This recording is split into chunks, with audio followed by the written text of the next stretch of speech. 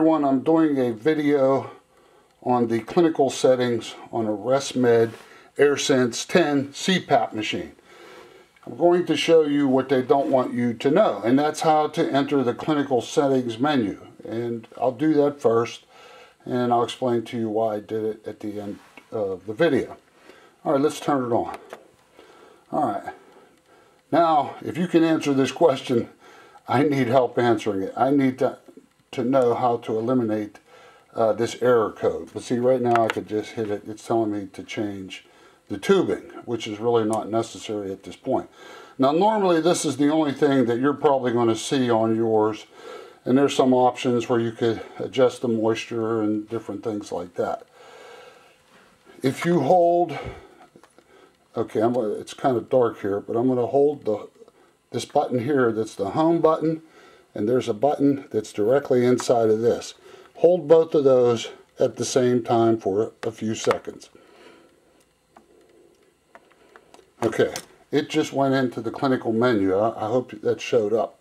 But you'll see right up at the top, there's a way to exit out of the clinical menu. This is going to allow you, now that you did that, you could enter each of those same two and go into a whole bunch more settings on this machine. See, it just, you may have not even known it was there. It just goes on and on and on. And then you could go back to home, and now you can go into the sleep report. Oh, see, I had a bad mask seal, and I know what happened there. And you could probably look some of this up on the internet. So you can see my average use, how many days I'm using it, total hours on the machine, pressure, etc. Now, the problem I was having was, now that you see how to do this, oh, I need to show you how to exit. So you go up to here. Did you see how it kind of twist it?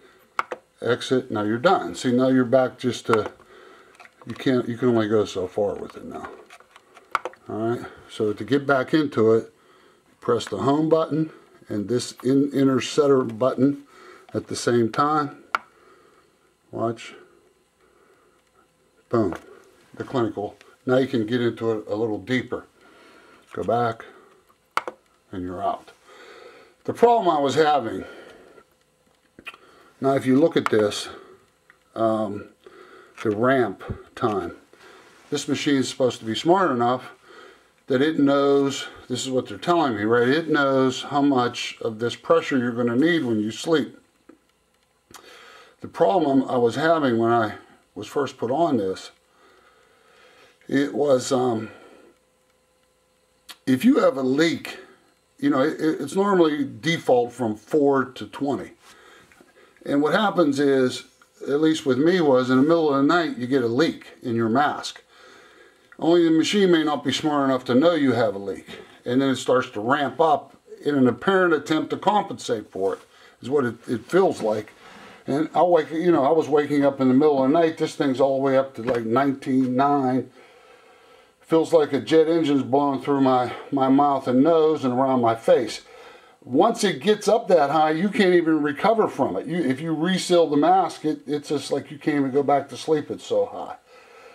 So I initially once called the doctor and had it reduced to 15. And the woman's telling me on the phone, and this is what you get with this company called Healthcare Solutions, the worst service in the world, believe me. I think they're an outfit out of Florida with offices around the country. Absolute worst service. You know, she's saying, well, the machine knows what number you need. If it's set from 4 to 20, it's automatically going to go to that. I said, well, in theory, that sounds like it's correct, but it's not true. So I had the machine reduced to 15. And once I saw how they did it, and they actually didn't show me how they did it. They did it kind of on the sly up there when I took it to them. But thanks to the internet and a company or a website called, I think it's called Apnea Boards or something like that, I found somebody from Australia, I think, that posted how to get into this clinical menu. So what I did, let's see, let's get back into the clinical menu. And it's starting to improve. Okay, settings. All right, let's see. Right here under max pressure, see if that shows up. Max pressure right now I have set on 11. And another thing that was happening was when I first put the mask on, it was like feeling it was like suffocating me almost, you know, because I wasn't getting enough air at 4. And I'm slowly getting used to it. So you could actually set this 4.2, 4.3, you know. So I wanted to, actually had it up to almost 5, but then I backed it up. And now at the max pressure of 11, you know, there's probably somebody watching this telling me I need a mask fitting. And I probably went through a ton of these masks already. Let's see, the maximum pressure is at 11 right now. Let me see, maybe that's not showing up. There it is. Max pressure is at 11.